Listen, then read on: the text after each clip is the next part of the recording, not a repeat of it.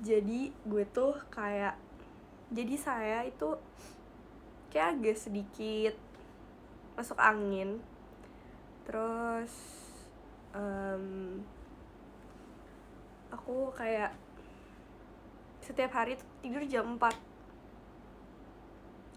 Makanya daripada nonton mulu, mendingan gue showroom aja. Suki ga kirei desu ne, arigato. Watashi wa suki desu anata.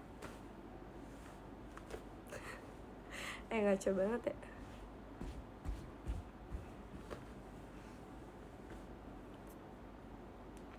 Iya, tiap hari gue tuh tidur jam 4 subuh dan bangun selalu jam 10-an. Makanya kayak I'm not healthy.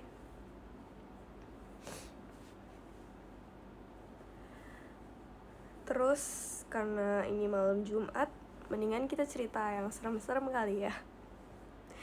Enggak sih, gak punya cerita seram. Dan aku juga gak penakut orangnya. So gak punya cerita horor. Kita cerita apa nih?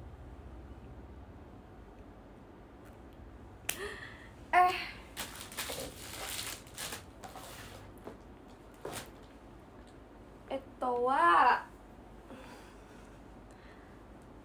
you know what? Gak penakut kok bisa, gak tahu ya. Karena kayak di umur lo yang udah dewasa, ya lo tuh cuman takut sama manusia dibandingin sama hantu. Ini sih kayak hantu tuh nggak sereman manusia. That's a life advice, that's an adult life. Jadi kita nggak takut lagi sama hantu, kita lebih takut sama kemiskinan.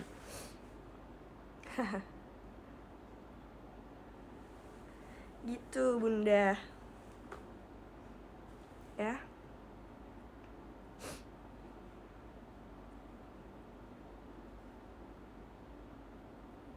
Tapi basicnya emang gue tuh orangnya nggak penakutan gitu. Kayak gue tuh nggak takut ketinggian, nggak takut hewan-hewan kayak kecoa. Gue nggak takut, gue cuman takut gue jijik tuh sama tikus doang. Tikus gede, tikus got Jakarta. Karena tikus got Jakarta tuh segede kucing, lebih ke mengerikan gitu.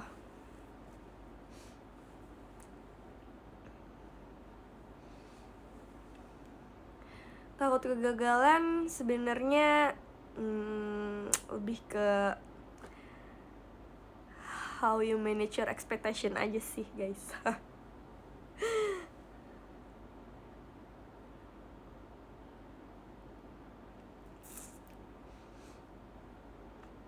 Kayak itu ya, agak sepi ya. Kita pakai back sound ya, karena ini lagi JKT lagi rame. Kita sambil dengerin setlist aja kali ya. Setlist apa yang paling jarang gue dengerin adalah Teater no Megami. Ini gue kayak gak pernah. Oke. Udah enak.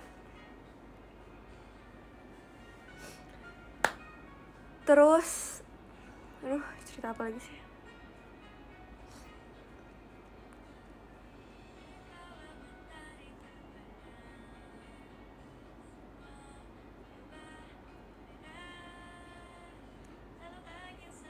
Suaranya bagus ya? Iya. Buatlah jangan bergoyang, tak dapat ku ceritakan tentang cinta pertama Pada dia dari aku tulis. Aku suka kamu.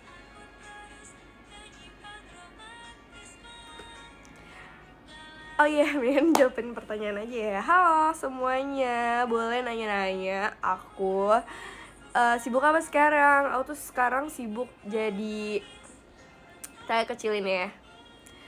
Aku tuh sekarang sibuk kerja. Iya, sibuk kerja. Dan aku sibuk musik juga. Sebenarnya aku tuh kerjanya kebanyakan WFH. Jadi kira-kira kayak aku kantor paling seminggu sekali atau seminggu 2 kali doang. Tapi kebanyakan sih WFH, dan emang kerjanya tuh emang yang remote gitu, nggak perlu ke kantor. So, it's my dream job. Woo! Satsut dasar, masih aja nggak jelas. Terus Nadila ada lokan nggak? Saya juga baru ya, saya tuh kemarin baru probation sebulan, abis itu saya jadi pegawai kontrak, dan ya udah gitu. Tapi aku sebenarnya kenapa ngambil kerja yang remote dan bisa WFH, karena aku tuh pengen fokus bekerja sebagai musisi kan. Cuman aku tuh kayak, gimana jelasinnya? Cuman aku tuh pengen punya kegiatan lain selain bermusik gitu. Jadi ya udah, kita ngelamar kerja di tempat saya magang aja biar gampang gitu kan.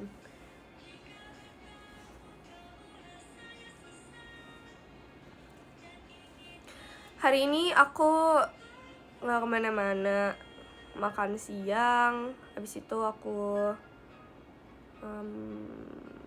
kayak kerja tadi ke kafe sebentar, udah deh. Oh iya, aku tuh mau ngebahas tweet aku yang kemarin aku kasih tahu kalian kalau aku tuh seneng banget sekarang kayak lagu-lagu JKT48 tuh yang underrated jadi terkenal gitu loh, gara-gara di TikTok dan di sosial media semuanya isinya lagu-lagu JKT48 yang emang relate banget sama kehidupan orang-orang. I'm so happy, kayak aku ada di perspektif aku yang sekarang, yang di luar dari JKT48 tuh aku ngeliatnya, ih keren banget, sekarang udah bisa ada di sini gitu, udah ada di level yang ini. Ya saya lagi bindeng gara-gara tadi masuk angin ya. Jadi ceritanya udah kayak 7 hari minum es, habis itu makan rambutan sebakul.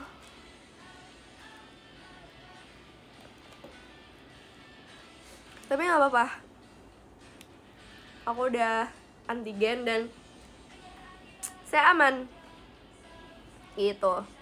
Jadi ulang lagi ya, pokoknya aku tuh kayak ngeliatnya tuh amazed banget gitu, gara-gara aku udah ada di perspektif, maksudnya aku udah ada di bukan dalam lingkaran JKT48 lagi, dan aku bisa ngeliat mereka sekarang udah ada di tahap yang itu tuh. I'm so happy and I'm so proud of my girls, like yes girl, yes sister gitu loh. Jadi kayak aku tuh seperti proud mom gitu loh. I know right? Kayak oh pasti ngerti perasaan gue kan. Kayak, aku sangat bangga nih, kayak aku kayak proud mom gitu yang gemes gitu, kayak semua orang yang mungkin sebelumnya nggak interest atau nggak tahu, nggak tertarik, atau bahkan kayak influencer yang aku follow itu pada jadi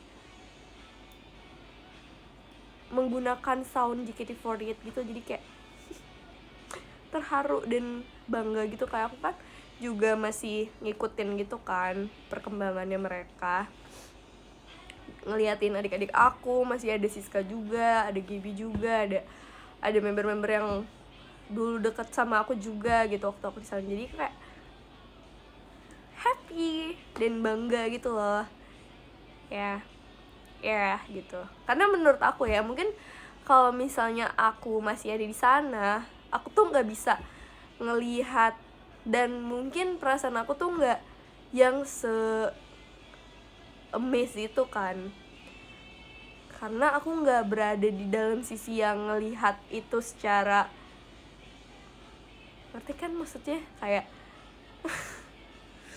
karena aku kan udah di luar lingkaran JKT48 gitu, dan aku sekarang ngelihat JKT48 makin dikenal lagu-lagunya dari lingkaran luar JKT48. Nah gitu, jadi mungkin kalau misalnya aku tuh masih di dalam lingkaran itu, kalau misalnya aku jadi member JKT48 tuh aku mungkin nggak ngerasa seseneng atau nggak ngerasa sebangga ini, karena aku nggak bisa ngelihat itu dari perspektif yang lain gitu. Kayak aku ngelihatnya yang dari lingkaran JKT48 kayak oh iya, bentar saya mau batuk. Jangan minum es tiap hari dan jangan makan rambutan satu bakul. Iya gitu. Jadi kayak aku tuh ngelihat dari perspektif orang lain.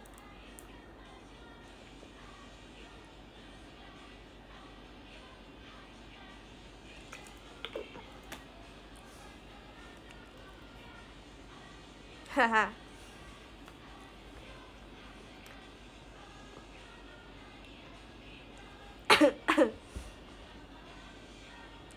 Terus tuh jadi kayak seru aja, kayak banyak teman-teman online sekarang yang emang suka JKT48 cuman gara-gara pas emang pandemi satu bakul, bener satu bakul, gue kayak makan satu bakul tuh.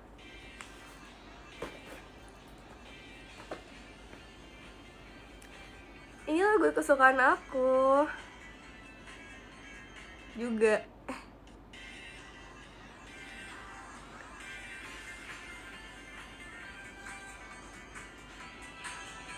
Kalian tahu ini enggak? Ini tuh lagunya enak banget dan lucu banget. Kemungkinan itu seperti astronomi, bahkan membuat ilmuwan terkejut kalau hanya dengan perhitungan komputer. Sesuatu yang salah dan menghantam keras seperti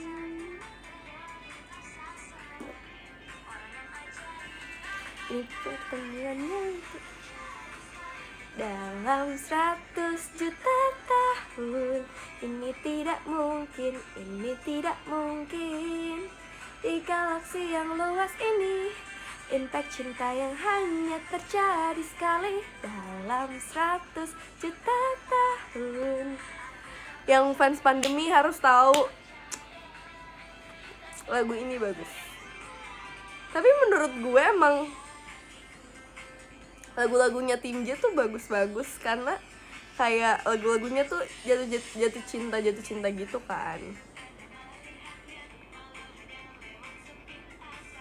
Jadinya gitu gemes.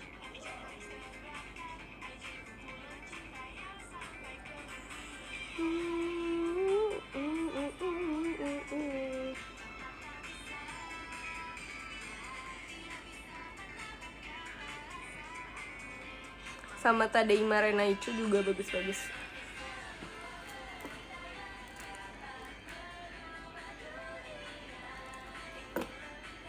Kalau menurut aku kalau tim K3 bagusnya kayak kalau pengen lagu-lagu yang deep, lagu-lagu yang kayak semangat perjuangan. Tapi kalau lagu yang pengen lo dengerin tiap hari dan bisa lo dengerin tiap hari ya lagu-lagunya Tim J sih menurut aku ya.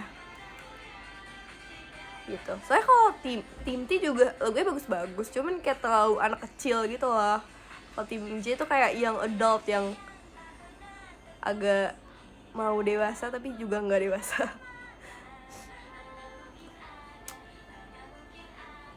Tapi kalau misalnya aku pribadi, aku tuh lebih suka JKT48 pas tim-timan gitu loh. Nggak tahu ya. Tapi kayak seru aja karena setiap individunya juga jadi kayak punya jiwa kompetisi yang sangat tinggi gitu. Kalau sekarang kan mungkin karena jadi satu ya udah nggak ada yang namanya senior junior, nggak ada yang namanya rebutan perform teater gitu kan.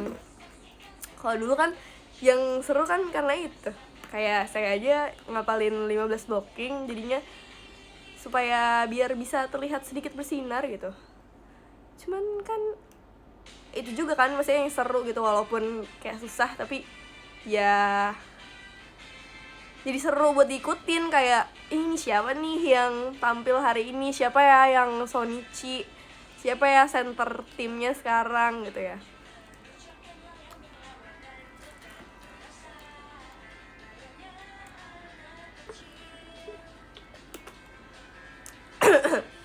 Terus kan dulu kayak fans-fansnya juga pada bersaing gitu kan, kayak fans tim J, fans tim K3, fans tim T. Seru banget, kayak baku hantam everyday. Like aku nggak tahu kayak fans-fans tuh segitunya ngebela timnya. Terus banyak yang kayak Oshinya di mana tapi dukungnya timnya apa gitu, jadi kayak keren.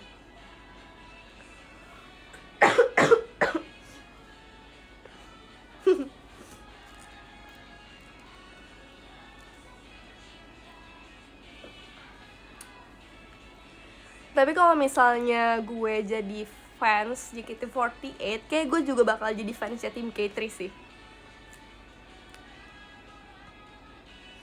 Lu covid ya Nat? Ya ampun, enggak bang, saya baru aja kemarin saya tes. Saya emang batuk aja, tiap hari saya minum es. Dan saya habis makan nih rambutan sebakul. Saya ulang lagi ya, ini mainan sebakul loh.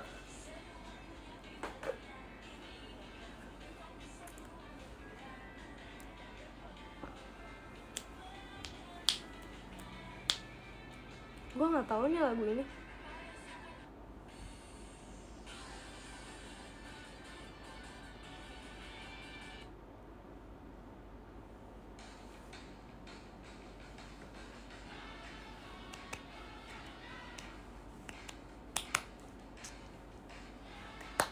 Ya, kayaknya gue kalau misalnya jadi fans JKT, gue pasti jadi fans tim K3 deh. Karena kayak kan kalau tim K3 kan dulu vibe-nya tuh yang emang pejuang gitu kan, yang kayak emang ya mamot gitu. Kayak kita tuh adalah army gitu, harus rapih dance-nya, harus kompak, harus ini, harus itu.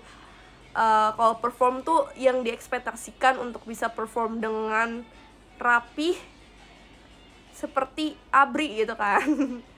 Kayak ksatria gitu. Cuman kalau misalnya terus kayak vibe-nya tuh kayak pejuang yang kayak susah gitu kan. Nah, gue tuh suka tuh yang kayak gitu-gitu, yang dramanya banyak gitu, yang kayak merasa tersakiti mulu, kayak aduh kenapa tim kita itu gak pernah dapet lagu yang bagus, tidak adil gitu. Terus nanti gue bakal jadi fans yang kayak marah-marahin JOT gitu, kayak kasian nih Oshi gue udah berjuang gitu, kasian Oshi gue udah nungguin lah, emang JKT itu isinya tim J doang.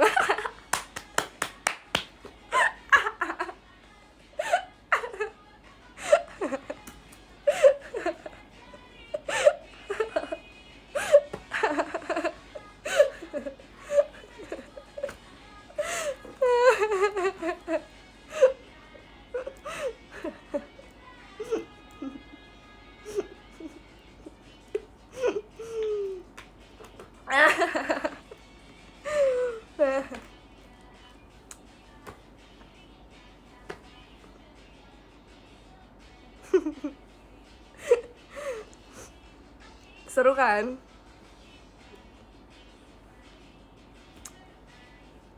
Ya apa, itu tuh gue cuman kayak cosplay gitu, cosplay sama cerita-cerita zaman dulu gitu kan.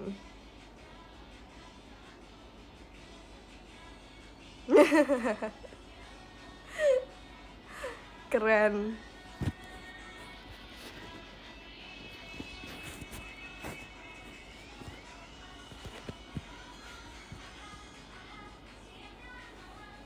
Terus kayaknya kalau misalnya gue jadi fans JKT, Oshi gue, tapi gue nggak ada ya, gue emang jadi fans JKT, kayak Oshi gue adalah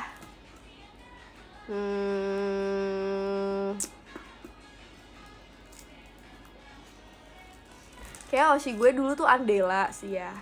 Kalian tau gak Andela Yuwono? Dia tuh kayak dulu senternya Gen 3 gitu, cuman dia udah lulus duluan karena dia sakit. Kayak dulu gue fansnya Andela, cuman gara-gara dia graduate gue fansnya Andela, tapi gue suka tim K3 kan. Terus gue fans Andela, terus Andela graduate gara-gara dia sakit. Terus gue sedih kan. Habis itu gue pasti punya Oshi pertama gue Gen 2.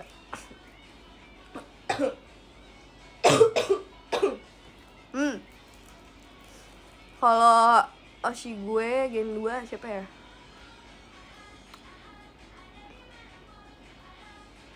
Bentar ya, saya mikir.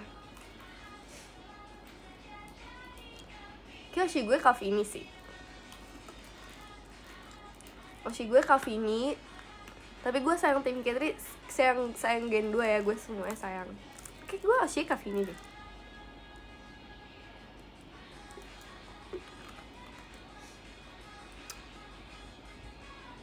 Gue Oshinya Kavini dan gue fans tim K3 era BNT, Boku no Taiyo tuh. Udah lama banget dan gue terwaduh-waduh gara-gara lay down Naomi. Kalian kalau misalnya mengalami era-era lay down Naomi, wah, kalian adalah manusia beruntung gitu. Bisa menyaksikan fenomena yang hanya terjadi 1 tahun. Naomi betul.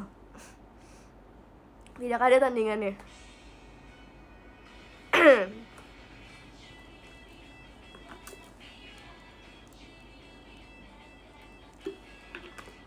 Kenapa sih gue Kavini? Karena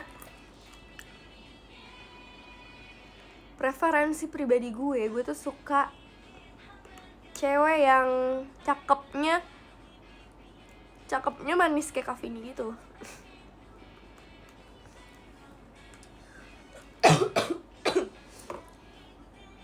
Gue sukanya yang kayak manis kayak Kavini, yang apa sih, kayak kalau diliatin tuh nggak bosen gitu loh. Terus gue juga sukanya yang dewasa, yang emang sikapnya tuh nggak bocah gitu kayak gue waktu zaman dulu.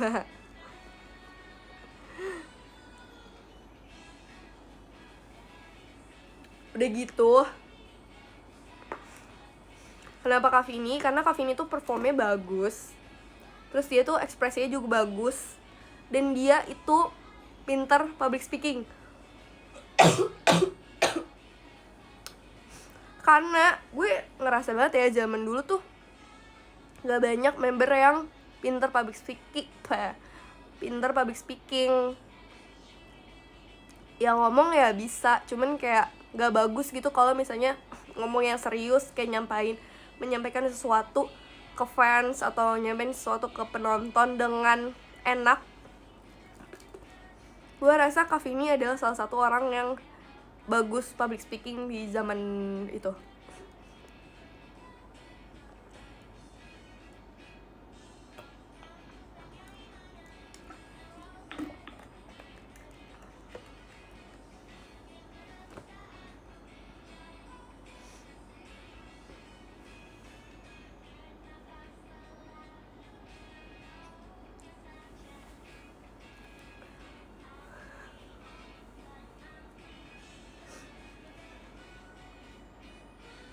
Speech lo juga keren, Nat. Ya speech gue tuh ya bagus karena gue udah 7 tahun di JKT gitu. Waktu gue kecil, waktu gue BNT juga nggak mungkin kalau misalnya gue tiba-tiba jadi senbatsu terus gue speech juga gue nggak mungkin bisa bagus ya. Itu karena pengalaman aja. Tapi menurut gue pada saat dulu waktu Gen 2, waktu awal-awal, ya dia salah satu orang yang emang public speakingnya bagus.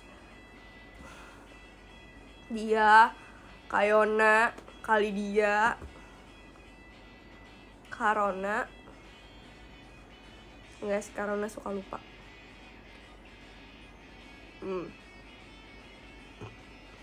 Ya, mereka bertiga sih bagus.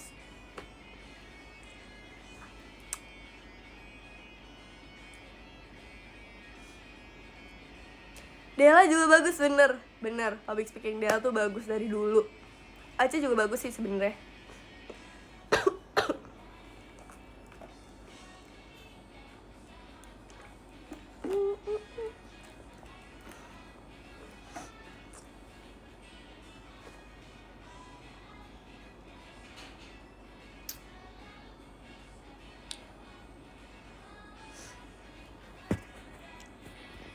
Siapa di sini yang fans baru JKT48 pas pandemi? Hayo. Komen. Nanti gue bakal kasih kalian guide to know JKT48 better.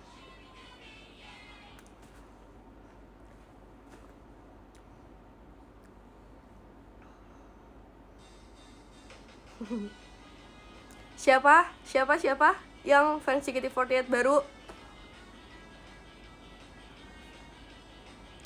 Jalur ya yang 2018 ke atas lah, yang baru.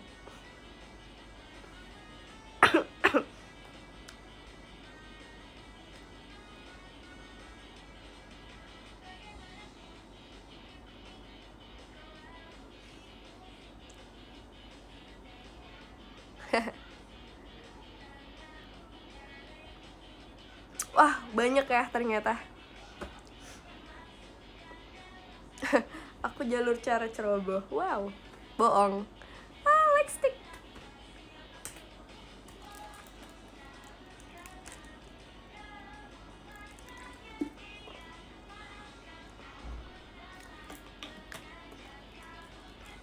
Oke. Bentar ya, saya ngambil air minum dulu.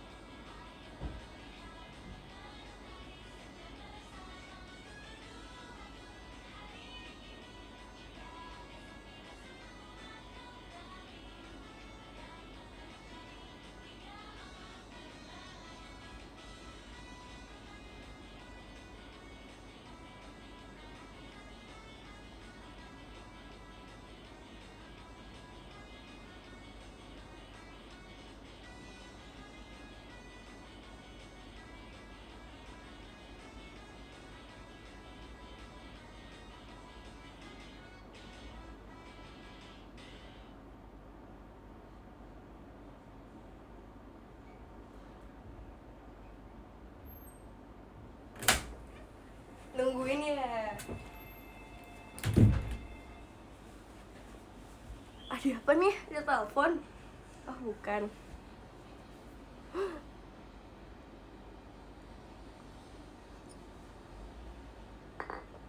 I'm back.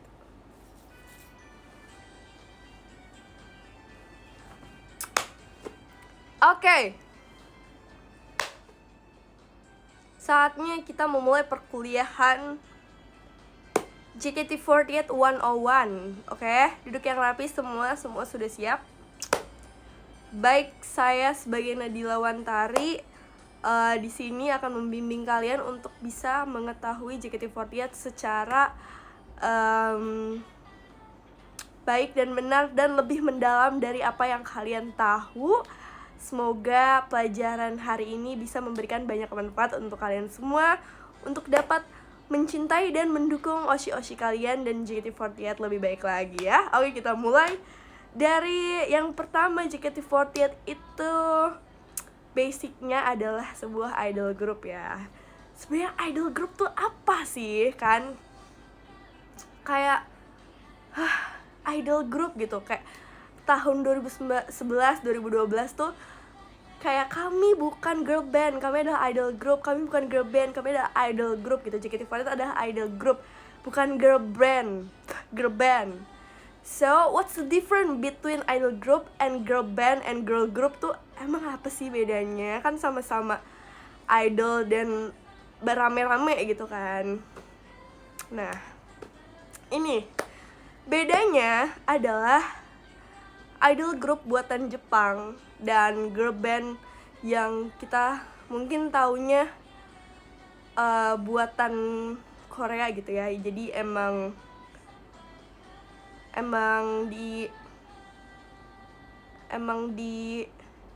di create sama disebarkan pengaruhnya oleh negara Korea Selatan. Dan kalau misalnya maaf dosennya ngeheng ya gitu kan, kalau misalnya idol group itu emang dikenalkan oleh budaya Jepang, terutama kalau JKT48 langsung dilahirkan dari kakaknya AKB48. Jadi bedanya apa sih yang buatan Jepang sama buatan Korea? Nah, sama-sama bagus, sama-sama cantik-cantik, sama-sama berbakat.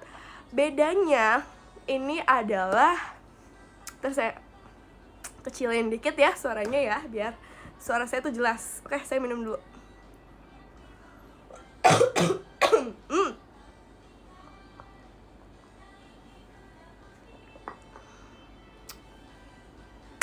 Bedanya adalah culture-nya, budayanya, dan bagaimana seorang idol itu merepresentasikan dirinya gitu. Ini kan kita sebut aja idol Korea dan idol grup Jepang ya. Kalau idol grup Jepang, budayanya mereka tampil dan di training di saat yang bersamaan, saat mereka sudah debut gitu. Kalau misalnya idol Korea, mereka tampil itu udah jago, udah keren, udah cantik, dan udah dipersiapkan dan udah dibentuk sedemikian rupa untuk bisa menjadi seorang performer.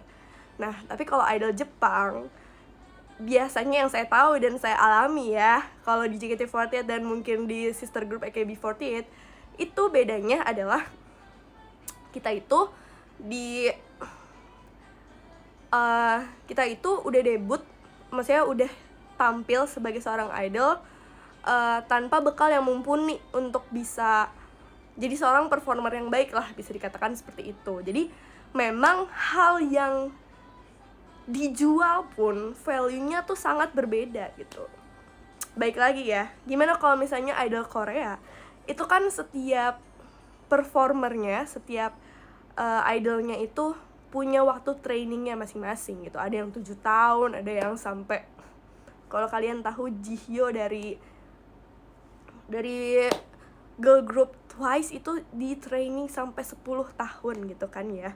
Sementara nih, kalau misalnya idol group Jepang itu nggak kayak gitu. Jadi kita audisi, setelah audisi kita dikasih latihan fisik dan juga latihan perform untuk lagunya.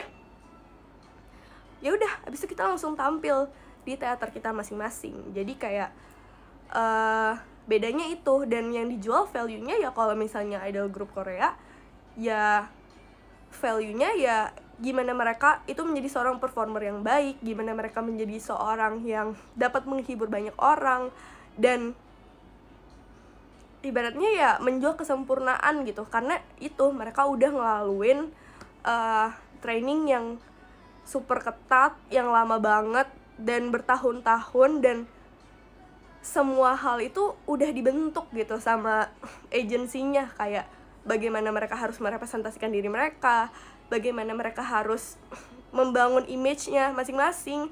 Dari setiap idol tuh di girl group Korea tuh udah ada porsinya masing-masing gitu. Kayak kamu jadi leadernya, kamu jadi main vokalis ya, kamu jadi main dancernya, kamu jadi face of the group, kamu jadi centernya. Itu tuh udah dibentuk. Nah sementara kalau di idol group Jepang itu tuh beda banget. Jadi pas kita debut ya, kita bahkan yang Gen 1 tuh gak tahu kalau misalnya mau dijadiin girl band gitu, taunya menjadi iklan Pocari. Jadi emang beda banget gitu kan ya.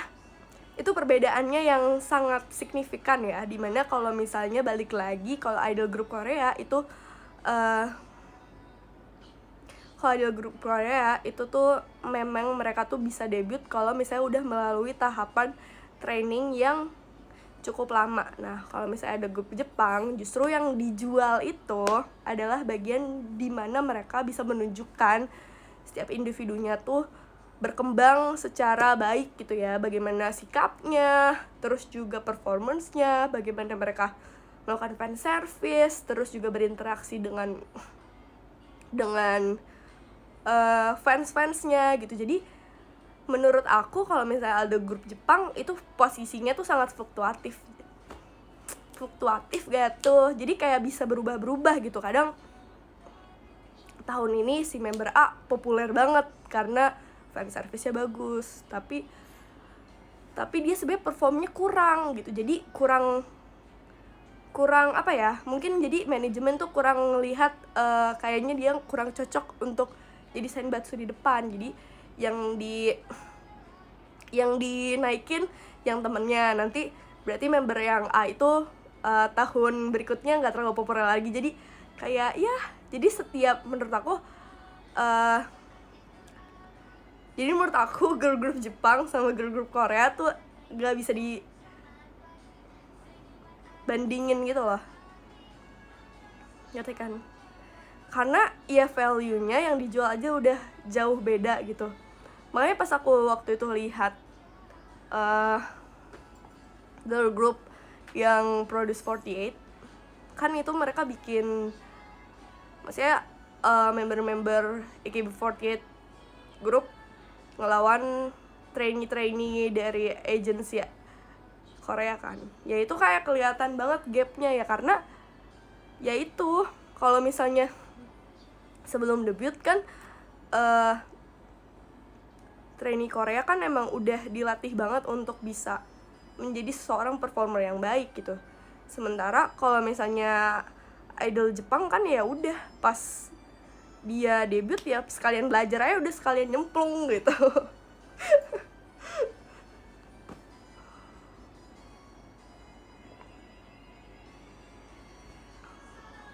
Nah, kalau kalian udah ngerti ini basicnya apa itu idol group Jepang, karena JKT48 ini adalah idol group Jepang ya, ibaratnya kita dulu masuknya ke kelompok idol group Jepang. Karena yang kita jual adalah proses dan value bagaimana kita bisa berkembang satu sama lain untuk jadi performer yang lebih baik lagi. Entah itu dari segi visualnya, makin lama makin cakep nih anak gitu kan, makin lama makin bagus nih fan service-nya, makin lama makin bagus nih public speaking-nya gitu. Jadi sebenarnya itu yang dijual dan yang fans itu ingin dukung gitu kan. Jadi kayak kepo nih, Oshi gue bisa nggak ya lebih bagus lagi performnya gitu kan. Nah kalau JKT48 itu termasuk ke dalam golongan yang Itu yang idol grup Jepang. Nah makanya waktu itu pas zamannya idol group dan girl band itu beda banget. Kayak dulu kan fansnya Rebel sama fans JKT berantem kan, karena kalau ya masyarakat Indonesia mah ya udah gitu kan, kayak nih semua sama nih, kalau cewek joget-joget ya udah namanya girl band aja udah. Tapi kalau misalnya fans JKT48 kan nggak bisa menerima itu gitu. Jadi aku ngerti kenapa waktu itu mereka kayak jadi agak clash gitu kan. Nah, lanjut ya. Tadi di tahun 2011, akhir tahun 2011 JKT48 terbentuk dengan didatangkannya langsung Bapak produser Total Group, produser AKB48, yaitu Bapak Yasushi Akimoto.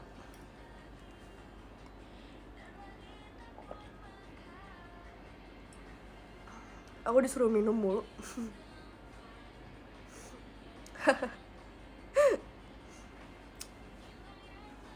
Abis itu ada namanya JKT48 yang terdiri dari waktu itu berapa sih ya?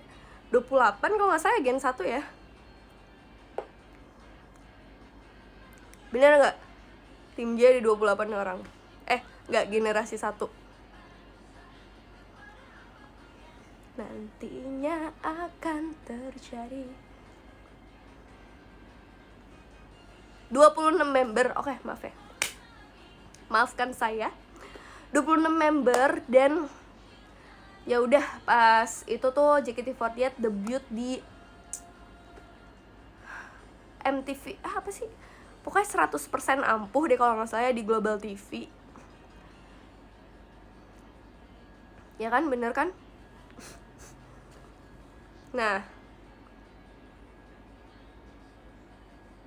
26 orang debut itu pertama lagunya adalah Heavy Rotation. As We Know.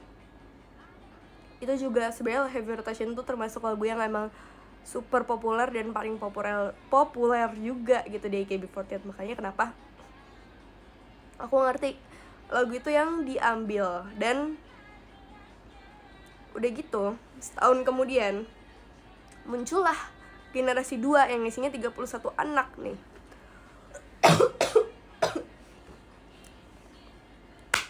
31 anak. Kalau generasi 2 itu audisinya, final auditionnya di Jepang guys, karena dia bekerja sama TV, yaitu RCTI waktu itu. Jadi kayak pas audisi tuh fans-fans tuh udah rame dan udah bisa menentukan oshi mereka karena kita tuh udah dimunculkan di TV gitu. Dan terpilihlah 31 anak kecil, anak-anak remaja yang cantik dan juga ceria dan juga semangat ya.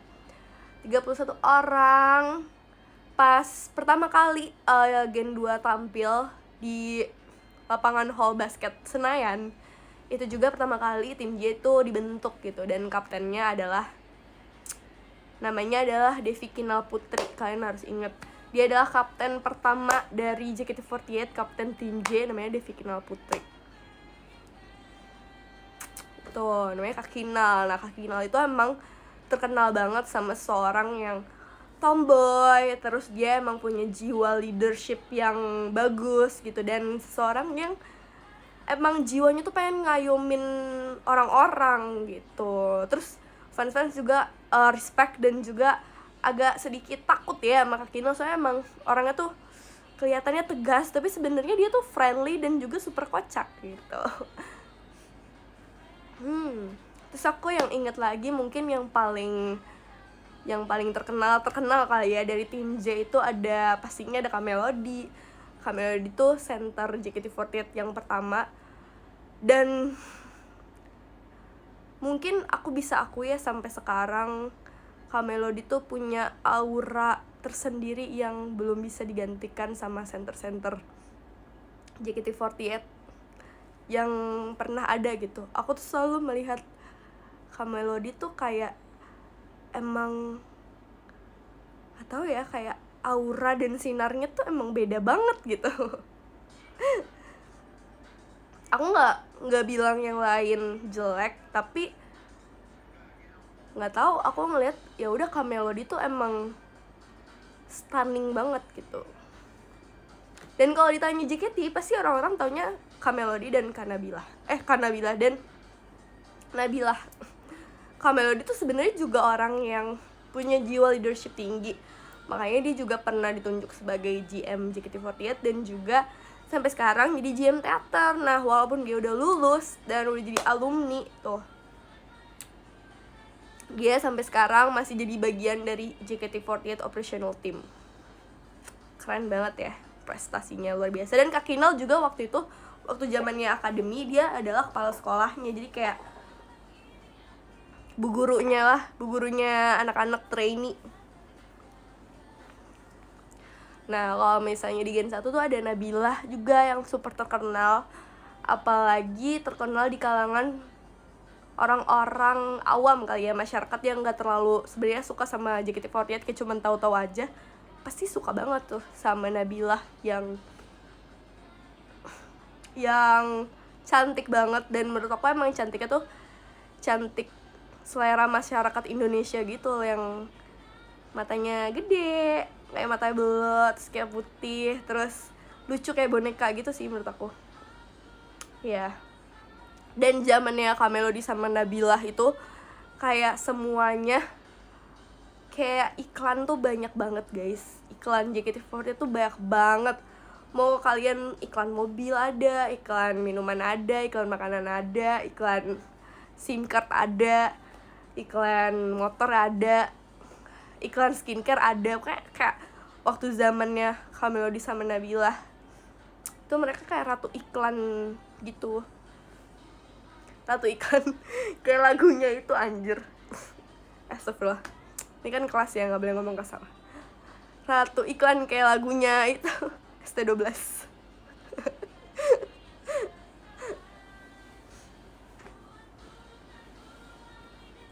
Oke, masih lanjut kelasnya.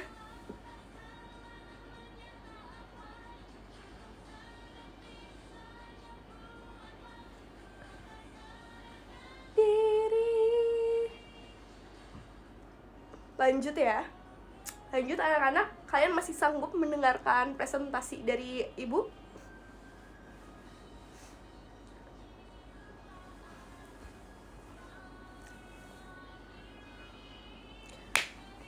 Tadi udah kan Kinal, Nabilah, Melody, ada juga mungkin yang terkenal ada Shania.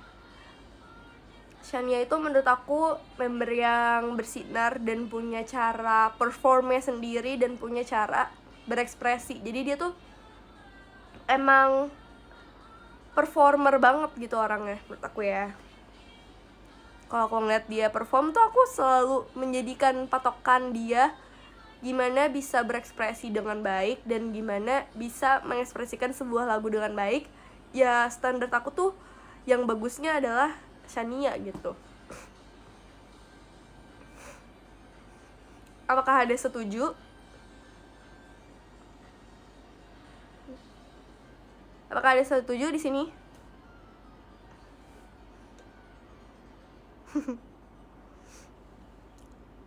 Setuju ya. Jadi menurut aku Shania itu waktu itu adalah member yang ekspresinya salah satu yang paling bagus sih menurut aku performnya.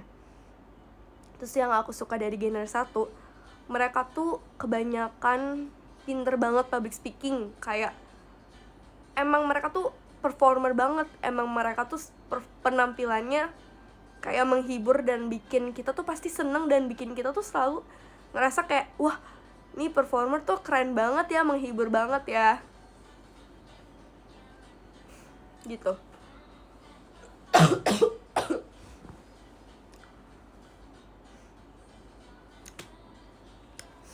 Terus di tim J, di Genre 1 tuh member-membernya satu sama lain tuh kayak karakternya sangat-sangat berbeda, dan berbedanya tuh sangat-sangat menonjol. Jadi ada yang suka ngelawak, ada yang galak, ada yang lucu, ada yang jadi adik-adik, ada yang jadi kakak, ada yang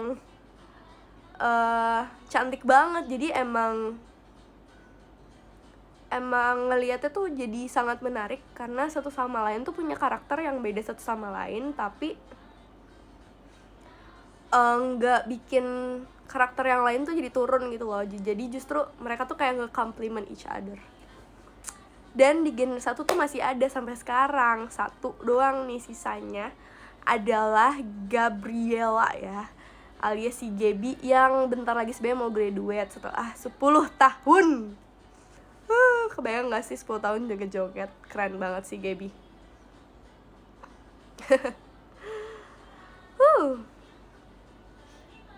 Nah, waktu generasi 1 yang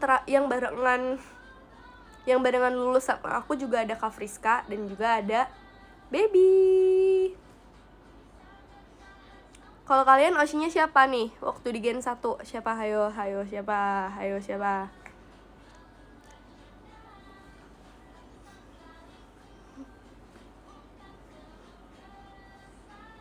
Siapa yo Oshinya di Gen 1?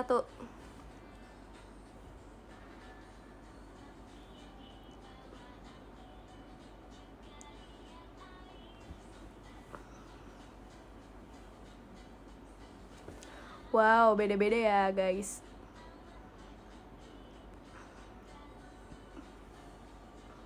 Keren. Menurut aku emang kalau Gen 1 tuh menarik banget sih setiap membernya.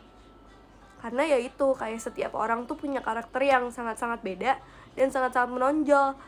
Jadi mereka tuh nge-compliment each other dan bikin penampilan dan setiap teater mereka tuh sangat ditunggu-tunggu gitu sih menurut aku.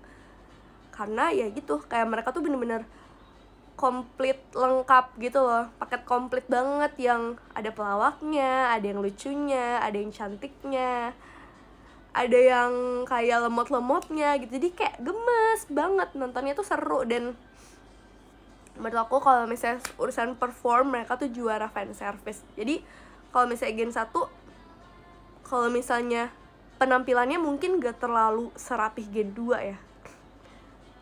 Dan halo, saya kembali lagi. Maafkan saya gak ngerti tadi.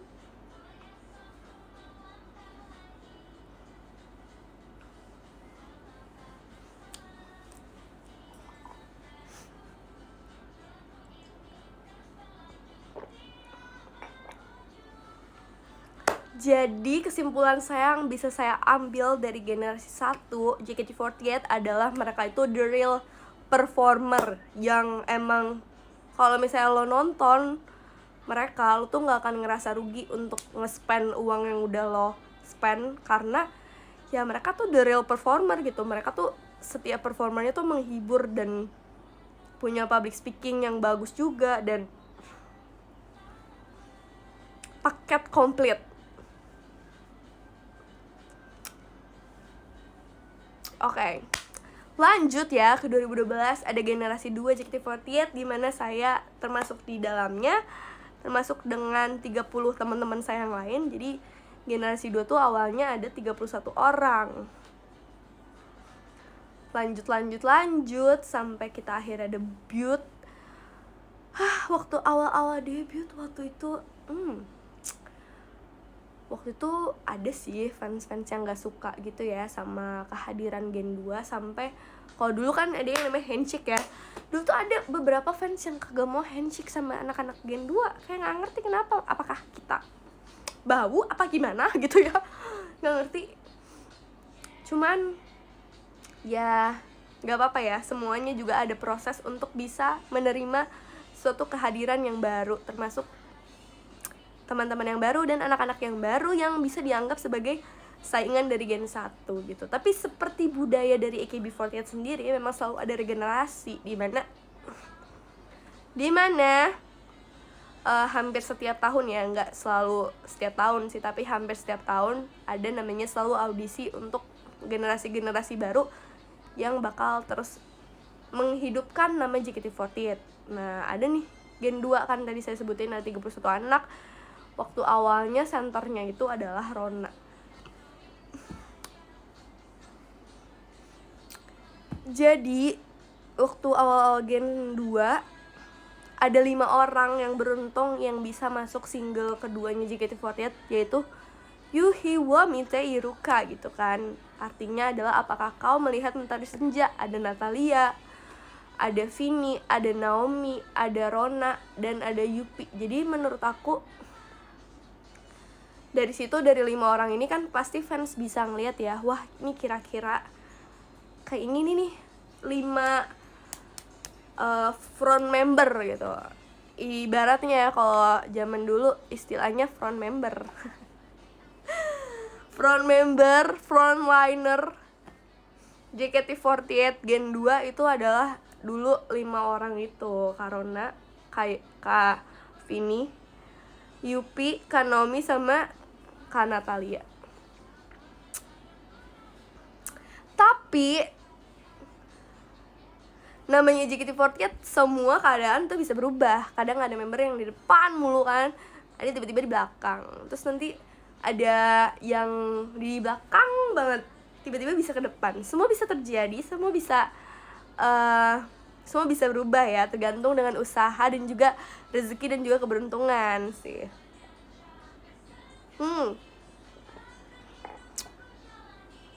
Yang serunya kalau Gen 2 itu dikenal sebagai performer yang bukan menghibur secara entertainment gitu ya, lebih kayak kalau Gen 2 tuh performnya selalu rapi, diekspektasikan rapi, dan kekompakan gitu dan kekeluargaan. Jadi lebih kayak kalau Gen 2, kalau tim K3 itu emang lebih tim yang kayak gitu, lebih yang kekeluargaan banget. Dan Nardono nih berisik nih, udah main futsal aja. Dan Nardono sampai download showroom segala.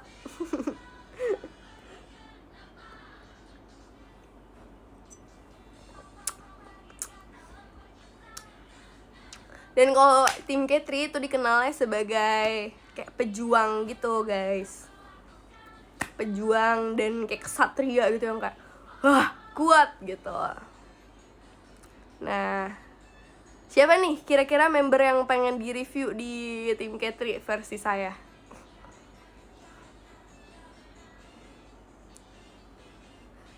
Siapa membernya? Selain saya ya, saya nggak mau nge-review saya sendiri. Maksud saya nge-review saya sendiri, aneh banget guys.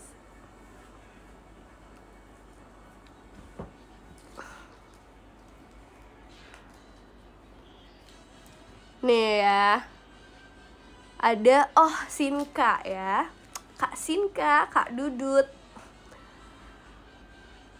Waktu audisi, Kak Sinka ini sama Kak Naomi kan dikira kembar. Jadi salah satu, mungkin 2 anak yang cukup menonjol ya pas awal-awal kemunculan Gen 2, karena mereka tuh jadi sering disorot sama layar kaca dan sering ya muncul gitu loh. Ya kan kalau misalnya sering muncul ya punya privilege untuk bisa dilihat sama itu ya, sama masyarakat sekalian.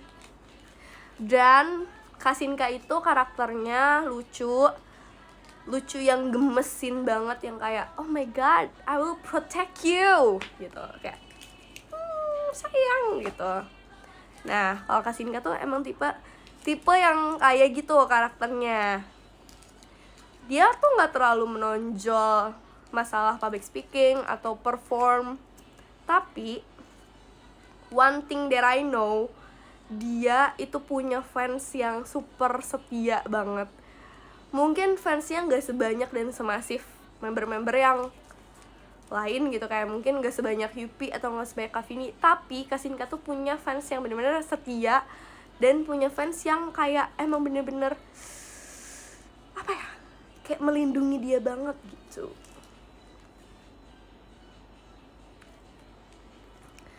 Dan orangnya juga kayak super, dia tuh emang anaknya pemalu gitu kan, dan pendiam juga. Jadi emang nggak bisa menonjol di antara yang lain karena ya emang jarang ngomong gitu. Gimana mau menonjol kan, kayak cuman kayak semua orang tuh pasti sayang sama dia gitu. Dan dia graduate sebagai Senbatsu nomor 3 guys. Waktu Sosenkyo dia tuh pernah sampai ranking 3. Bayangin, keren banget kan fansnya, ya kan?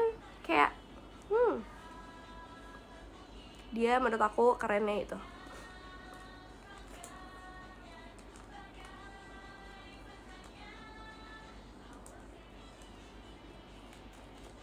Siapa lagi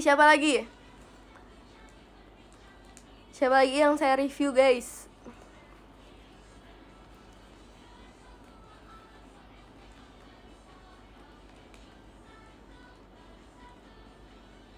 Gue suka kayak gini. Siapa nih? Yupi ya. Oke, Yupi ya. Yupi, as we know, dia adalah mungkin bisa dikenal sebagai center terlamanya JKT48 Gen 2 atau tim K3. Dia tuh kayak paling lama gitu rentangnya. Dan dari single KFC dia tuh si centernya di Gen 2 gitu. Kalau misalnya JKT-nya centernya di tim K3, maksudnya dia centernya di tim K3 waktu dari single KFC. Nah, ya, Yupi tuh orangnya semangat banget. Dia juga karakternya lucu, image-nya lucu, dan anaknya tuh gesit banget gitu. Kalau misalnya kalian, walaupun dia badannya kecil, tapi dia loncatnya paling tinggi sebenarnya. Makanya kalau saya di sebelah dia, saya agak suka capek ngos-ngosan karena nih anak kalau loncat tinggi banget. Udah gitu kayak dia nggak boleh nurunin semangatnya, justru kita yang harus menaikkan semangat dan level loncat kita untuk sama kayak dia. Jadi kayak kalau misalnya kita capek, langsung sama sensei digini, nah tuh lihat tuh Yupi tuh loncatnya tinggi, nah gitu. Jadi kayak capek ya melihat anak ini sangat lincah dan semangat sekali gitu ya. Dan sampai sekarang masih menggemaskan dan masih lucu juga, masih kawaii walaupun umurnya udah 24 tahun ya pemirsa. Dia juga terakhir dia itu dipindahin ke tim J selama 1 tahun. Dan dia juga graduate sebagai center JKT48.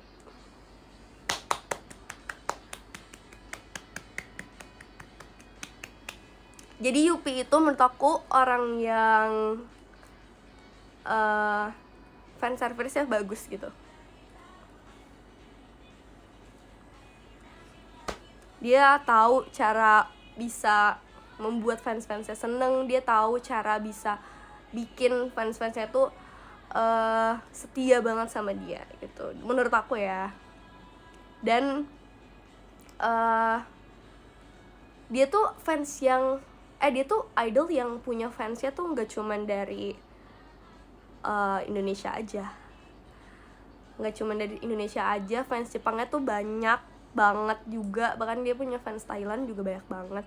Fans Indonesia juga banyak banget. Jadi menurut aku dia mungkin member yang salah satunya bisa ngebalance hal itu, karena nggak banyak member JKT48 yang bisa ngelakuin itu, yang punya fans Indonesia banyak, yang punya biasanya tuh kayak kalau fans Indonesianya banyak ya udah fans Indonesianya yang banyak, kalau punya fans Jepang yang banyak ya udah fans Jepang yang banyak gitu. Sementara fans dari Indonesianya nggak terlalu banyak, nggak sebanyak itu. Cuman kalau dia menurut aku dia tuh kayak banyak semua, kayak fans Jepangnya banyak, fans Indonesia banyak, fans internasionalnya banyak gitu. Nice, I'm so proud of you.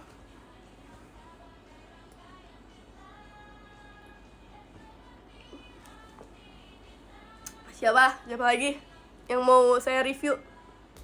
Bentar ya, pipis dulu. Gara-gara disuruh minum mulu jadi kebelet pipis kan.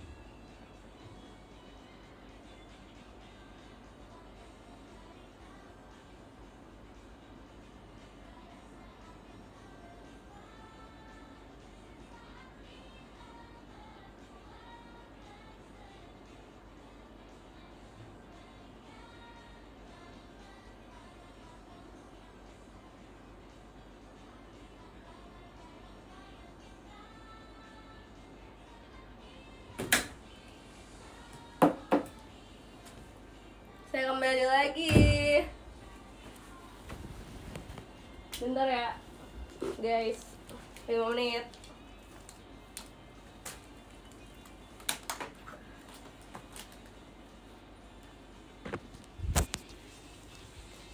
Hai. Bentar ya, kayak kan kita masih ada di tahap generasi kedua.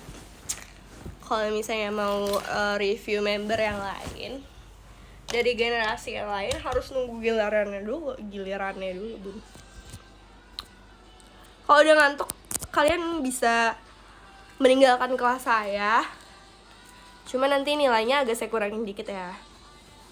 Ya, saya kan harus fair ya sebagai pengajar di sini. Kalau yang mau stay ya saya bakal ngasih nilai tambahan gitu. Nah, kalau misalnya kalian udah ngantuk, ya udah. Itu resiko kalian, harus kalian ambil ya. Kalau nilainya saya kurangin.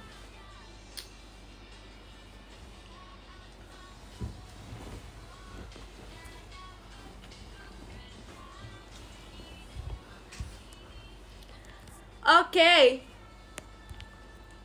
Lanjut. Tadi siapa? Mungkin gue pengen ngomongin Kayona kali ya. Kalau generasi 2, menurut aku Kayona adalah salah satu orang yang berjasa banget.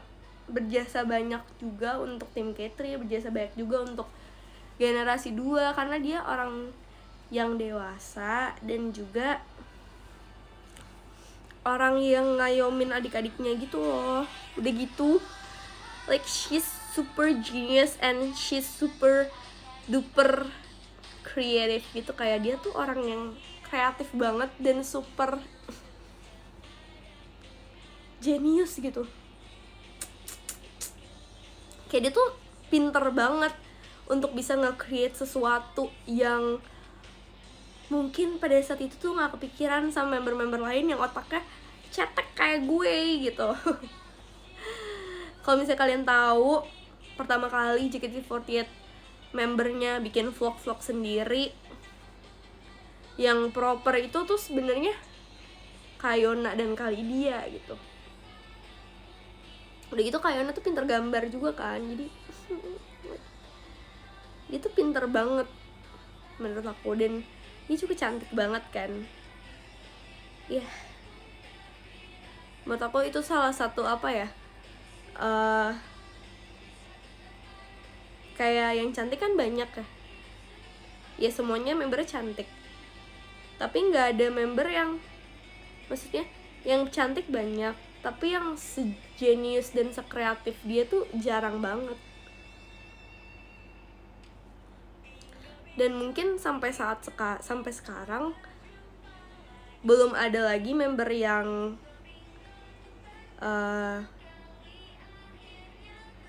levelnya kayak Kayona gitu loh, kreatifnya menurut gue. Gak tau ya kalau yang Gen 10 gimana, saya belum kenalan.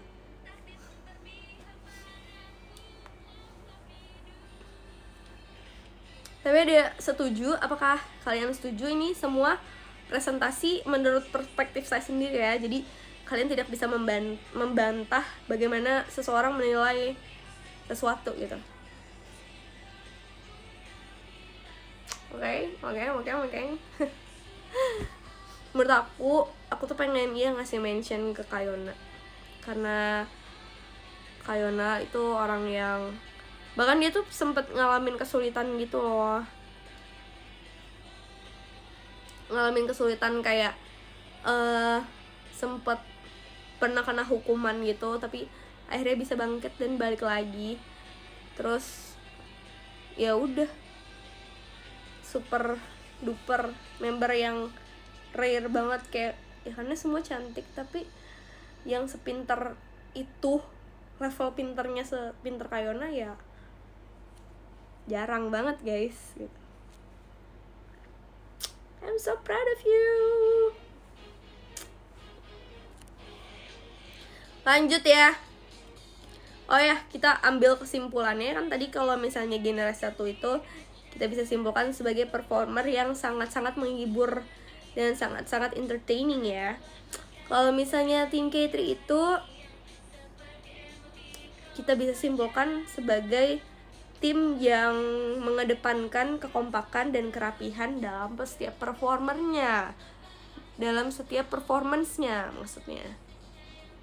Jadi mungkin kalau misalnya anak-anak generasi 2 itu gak terlalu pintar public speaking, atau gak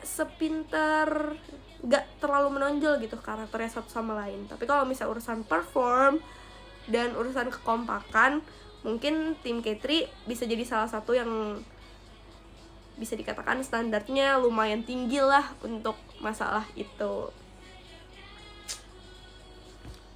Makanya lagu-lagu yang dipilih dan dibawain sama tim K3 dan dikasih ke tim K3 juga lagu-lagu yang emang mengedepankan dance yang kompak, terus juga mengedepankan kerapihan gitu ya, karena ya udah sesuai dengan karakter dari timnya sendiri gitu.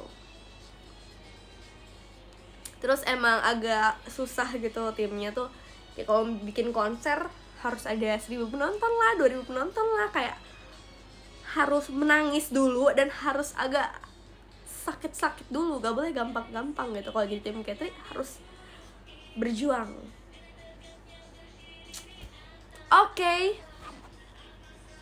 Ini sudah 10:30 dan saya bakal lanjut ke generasi yang terakhir ya di mata kuliah hari ini, di kelas JKT48 101 bersama saya selaku pembicara Ibu Nadila. Sekarang saya akan lanjut ke materi yang terakhir ya, yaitu adalah materi generasi 3. Generasi 3 itu dibentuk pada pertengahan tahun 2014. Jadi jaraknya tuh gak setahun, cuman 1,5 tahun dari member generasi 2 ke generasi 3 itu jaraknya 1,5 tahun. Nah, kalau bicara idol-idol yang cantik-cantik, ini adalah gudangnya. Generasi 3 itu kayak semuanya speknya tuh bidadari guys. Jadi kayak emang cantik-cantik banget gitu. Kayak gue sendiri mengakui waktu gue pertama kali ketemu sama mereka, walaupun mereka belum kayak kena bedak JOT, walaupun mereka belum kena ketok magic JOT, tapi emang kayak mereka dekil, masih bau matahari, pulang sekolah juga cakep-cakep gitu. Emang anaknya cakep-cakep banget. Jadi kalau misalnya ngomongin visual, itu memang generasi 3 tuh menurut aku juara sih. Karena kayak lo gak bisa milih yang mana yang cakep gitu, kayak semuanya cakep cuy.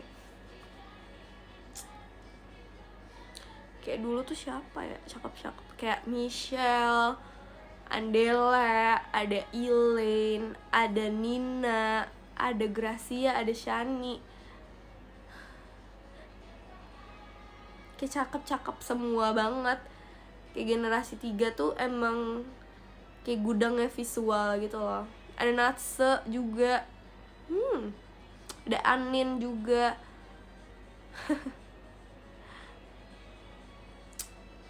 Jadi kalau misalnya ngomongin visual itu pasti langsung kita kepikirannya sama generasi 3.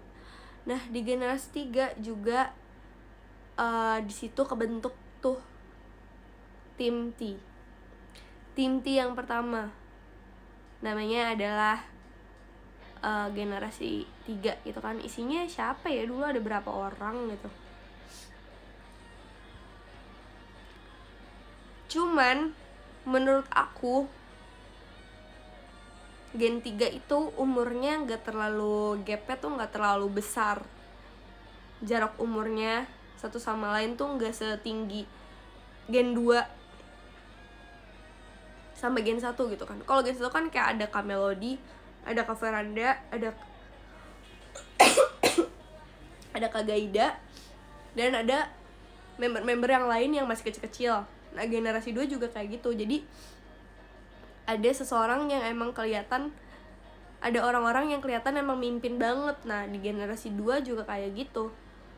Ada Kak Yona, ada Kak Naomi, ada Kak Rona, ada Kak Syafa yang jaraknya sama temen-temen kayak aku yang kayak Vanka dan lain-lain itu jaraknya jauh gitu kan. Jadi ya kelihatan, maksudnya kita jadi tahu teman-teman mana yang bisa kita anggap sebagai seorang leader gitu.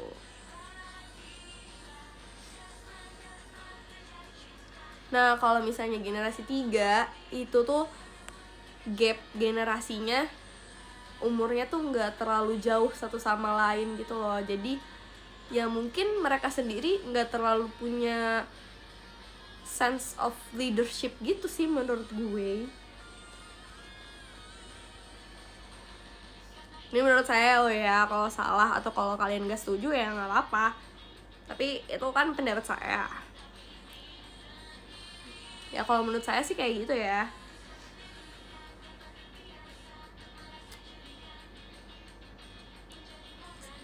Nah, makanya kenapa di tim T itu kaptennya tuh bukan dari member generasi 3-nya, tapi ngambil dari Kak Haruka gitu sebagai kapten. Kalian tau kan pasti Kak Haruka? Nah, Kak Haruka tuh dulu member AKB48 yang transfer jadi member JKT. Terus dia jadi kapten dari tim T gitu. Ya menurut aku kenapa diambilnya kapten tim T-nya bukan dari generasi 3-nya, karena itu, karena mereka tuh generasi 3 itu gak ada sosok-sosok yang bisa dibilang sebagai leader gitu, karena mereka gap umurnya ya seumuran gitu, masih pada kecil-kecil banget umurnya tuh, kayak mungkin 15-16 tahunan gitu kan. Sebenarnya kalau dulu di Gen 2 ada yang udah 18-19 tahun, bahkan di tim J udah ada Kak Kinal. Nah, kenapa menurut aku ya kenapa tim T kaptennya Haruka ya gara-gara itu salah satunya. Tapi mereka tuh bener-bener apa ya, generasi 3 tuh fenomenal banget sih menurut aku.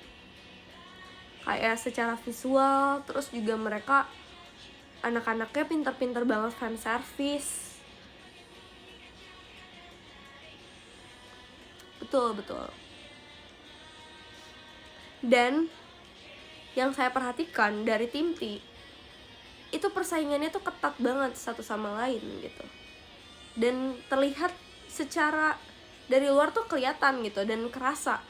Nah, kalau di tim K3 kan gak seru ya, karena kita satu sama lain tuh gak bersaing gitu.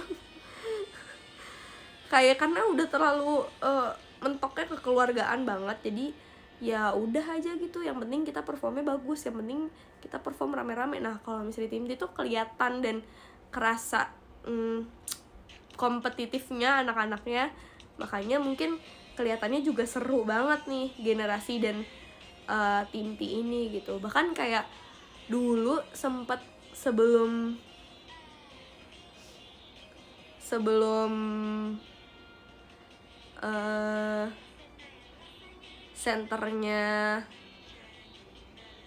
senternya tuh kayak sempet ganti-ganti gitu, kayak Milen, abis itu Andela, abis itu Michelle, ya kan?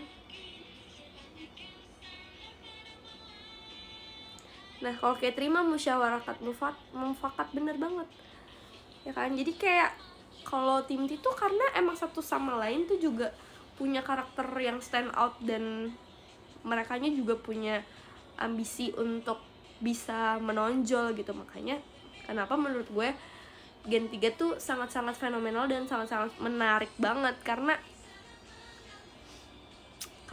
itu tadi, karena setiap anaknya pengen bersinar gitu, nggak kayak anak Gen 2.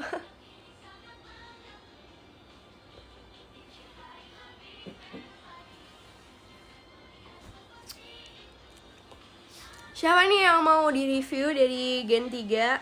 Oshinya siapa?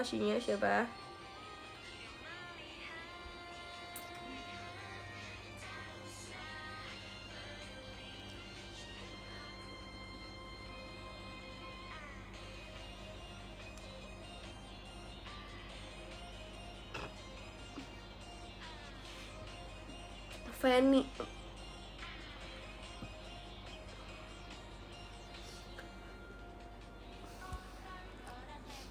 kalau menurut aku Fanny itu sih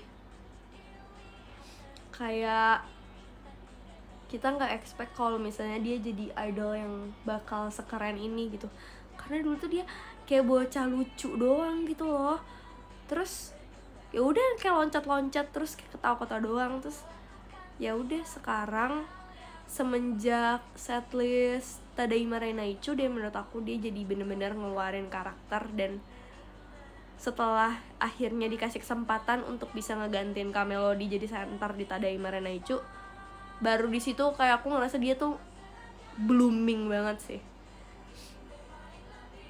Kayak dia bener-bener langsung dapat pengakuan dari banyak orang, dari staff sendiri, bahkan dari fans JKT48, bahkan dari member sendiri yang ya udah bisa jadi salah satu member yang performance-nya tuh keren banget.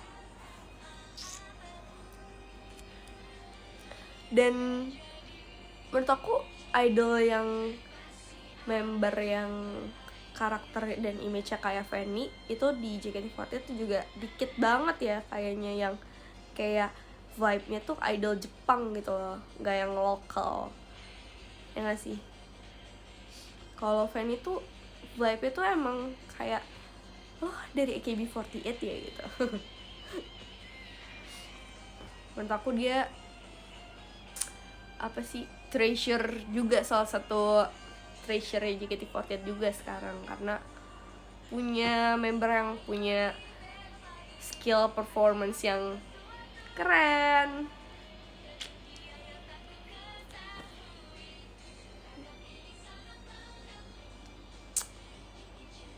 Good job Teteh Fanny. Siapa lagi nih? Gracia, Ilen, Anin triple team. Demi Allah dulu Anin triple team kayak keren banget gak sih? Kayak dia tuh setiap minggu, kan kalau misalnya member lain kan kalau satu tim ya paling performnya 3-4 kali ya dalam seminggu. Kalau dia tuh bisa kayak 7 kali. Kayak bayangin lo 7 kali joget dalam satu minggu. Keren banget sih, ya nggak sih? Kalau Anin tuh karakternya semakin berkembang dengan sesuai dengan umurnya gitu kan. Dulu kan dia dibilangnya adik impian ya, waktu dulu awal-awal tim Tika bentuk. Kalian tahu nggak sih dulu dia dikenalnya sama jadi itu adik impian, sekarang jadi mamah Anin gitu. Kayak karakternya dia juga ke-develop sesuai dengan umur dan kedewasaan dia gitu. Sekarang mami itu kan, bener, sekarang sugar mami. Dia kayak vibe-nya sekarang kayak rich auntie gitu ya. Keren. Tapi udah mau graduate, sedih banget.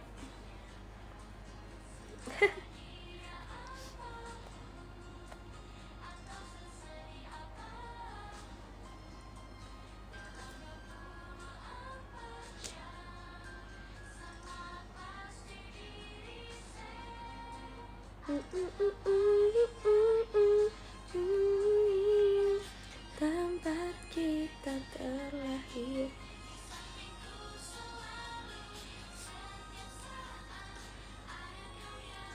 Menurut aku Anin juga orang yang performanya juga bagus. Dia tuh walaupun kelihatannya jaim, tapi dia tuh dance-nya bagus. Terus dia tuh orang yang kayak bisa mainin dan bisa nariin dan bisa bawain macam-macam ekspresi dan banyak lagu gitu. Kayak seksi dia bagus dan bisa, lucu bisa dan bagus, keren lucu bisa dan bagus. Kayak semua karakter dari suatu lagu tuh dia bisa bawain dengan baik gitu loh. Kadang kan ada yang karena saking lucunya Kayak kalau misalnya bawain lagu yang seksi malah jadi kocak gitu kan, atau yang garang terus tiba-tiba bawain lagu yang lucu jadi aneh gitu. Nah menurut aku Anin adalah salah satu orang yang bisa ngebawain semuanya gitu. Keren kan?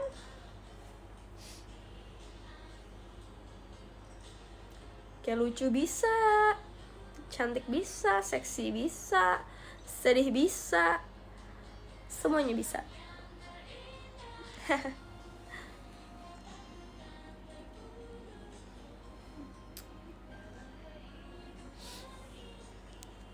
Satu lagi siapa Gen 3 yang mau aku kasih tahu gimana perspektif aku.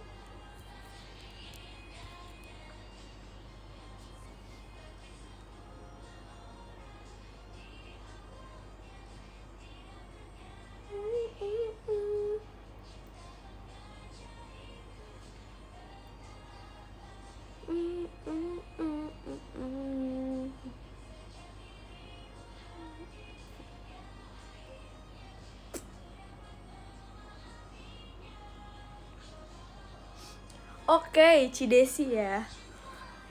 Menurut aku dia itu orang yang pinter banget. Dia tuh orang yang tahu dia mau ngapain. Dia super duper lucu dan keren sih menurut aku. Dia salah satu orang yang konsisten banget untuk bisa ngelakuin apa yang dia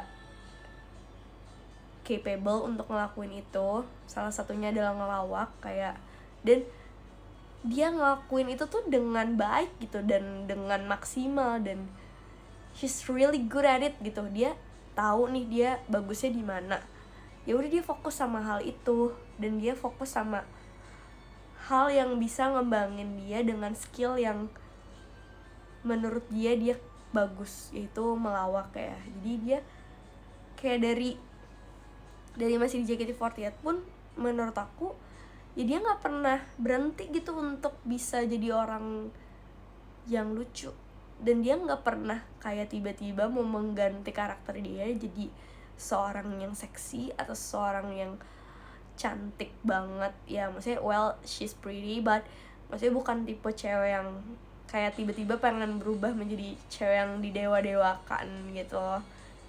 Ya udah dia tetap jadi stay jadi pelawak aja, jadi komedian, dan dia sangat baik ngelakuinnya dan dia sangat konsisten. Makanya kalau misalnya orang bisa ngelihat dia sekarang ada di TV setiap hari dan bisa ngejudge dia, ya lo bisa kayak gini karena lo ya dulu punya privilege aja, lo kan dulu mantan JKT48. Well, nggak ada yang bisa ada di level dia menurut gue. Kayak ya semua orang mungkin bisa pernah ke Tonight Show atau mungkin bisa ke acara komedi lain gitu, tapi apakah ada yang punya program sendiri kayak dia dan ada di berbagai variety show? Dan menurut aku dia keren banget sih.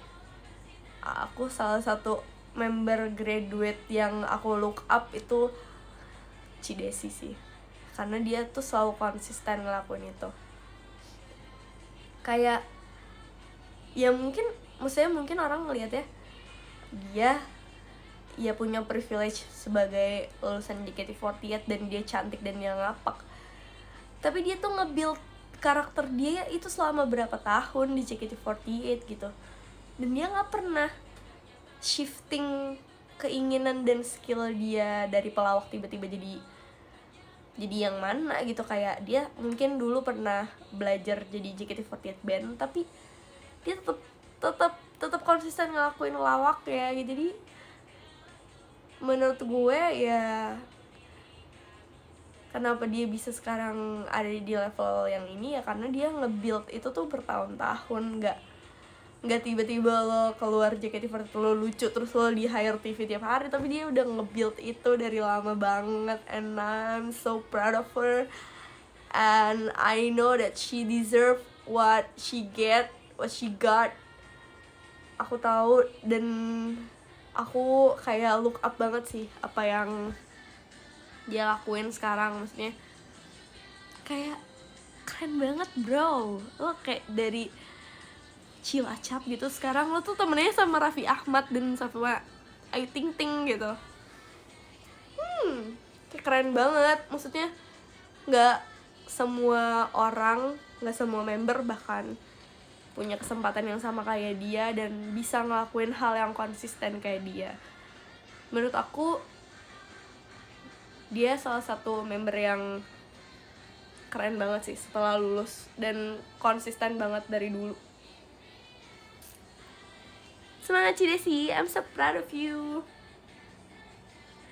Jadi kalau misalnya kita simpulkan ya, kalau Gen 3 itu adalah generasi yang full of visual. Mereka member-member yang satu sama lain juga karakternya menonjol menurut aku. Dan mereka itu punya jiwa kompetisi yang tinggi satu sama lain, bahkan sama teman-teman generasinya sendiri. Makanya itu jadi salah satu hal yang bikin mereka tuh menarik banget buat diikutin dan buat didukung gitu.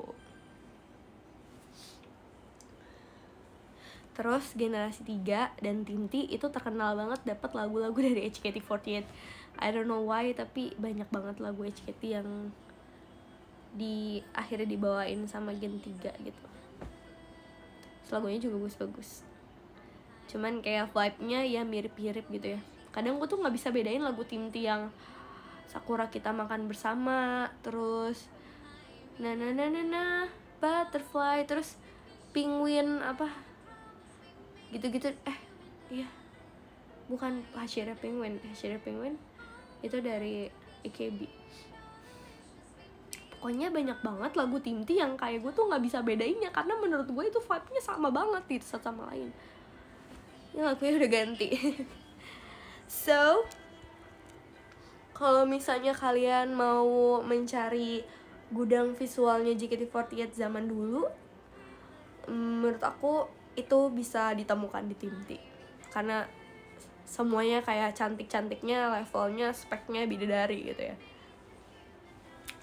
Oke, baik, kita wrap ya pelajaran kita hari ini. Tadi saya sudah sedikit menceritakan tentang perbedaan antara girl group dan idol group, menurut bagaimana value yang mereka jual dan bagaimana mereka melakukan performance-nya gitu ya satu sama lain. Jadi kita udah tahu nih ya apa yang beda antara idol group Jepang dan idol group Korea. Dan sementara JKT48 sendiri kan kita tahu kalau misalnya diadaptasi dari AKB48 gitu kan. Jadi ya emang ngambil konsepnya idol group Jepang gitu. Setelah itu kita tahu nih JKT48 itu terbentuk di tahun 2011 dan langsung melahirkan 26 member yang menjadi generasi pertama. Dan 1 tahun kemudian ada namanya generasi 2 yang pada saat debutnya dibentuk generasi 1 semuanya menjadi member tim J gitu. Kalau generasi 2 setahun setelahnya juga membentuk tim K3 yang isinya 18 anak ya kalau nggak salah ya.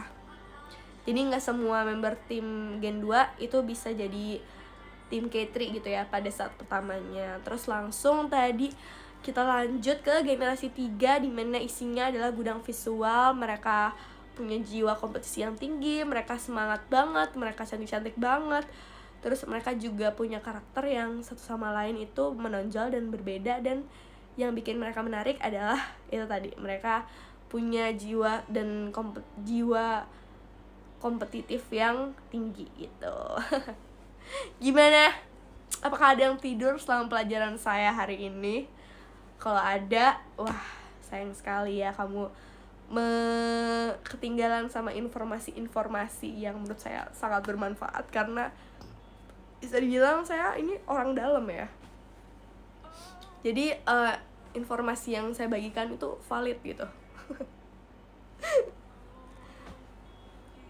Ya udah gitu aja, semoga apa yang bisa saya kasih tahu ke kalian ini menjadi salah satu hal yang bermanfaat ya, untuk kalian bisa mengenal dan semakin ingin mendukung JKT48 gitu ya, karena member-membernya, karena grupnya kalian suka, karena lagunya, karena culture-nya, karena budayanya, karena kalian ngerasa relate sama perjuangan member-membernya gitu. Apapun itu, apapun alasannya, semoga hal itu bisa bikin kalian jadi orang yang lebih baik dan bisa bikin kalian tuh punya hal yang bisa bikin kalian jadi positif gitu saat ngedukung JKT48.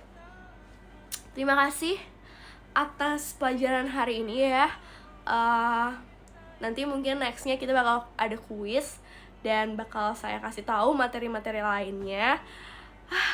Sebenarnya tuh gue tuh pengen ngasih tahu ya, gimana caranya kalian jadi fans yang jauh tapi bisa ke notice sama member. Walaupun kalian jauh, walaupun kalian jarang nonton teater, kalian tuh sebenarnya bisa di notice sama member. Tahu nggak gimana caranya? Nanti ya kalau misalnya ada selanjutnya ya, pertemuan selanjutnya.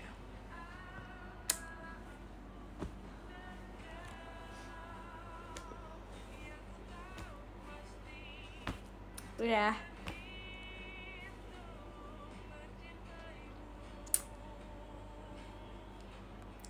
Selamat istirahat ya anak-anak, jangan lupa dicatat pelajaran tadi. Dan next pertemuan mungkin kita ada kuis ya, tadi ibu sudah bilang. Ya udah, selamat beristirahat. Pokoknya yang tadi nyimak sampai akhir pasti dapat nilai tambahan. Langsung di absen aja ya ke DM ibu ya. Terima kasih. Dadah.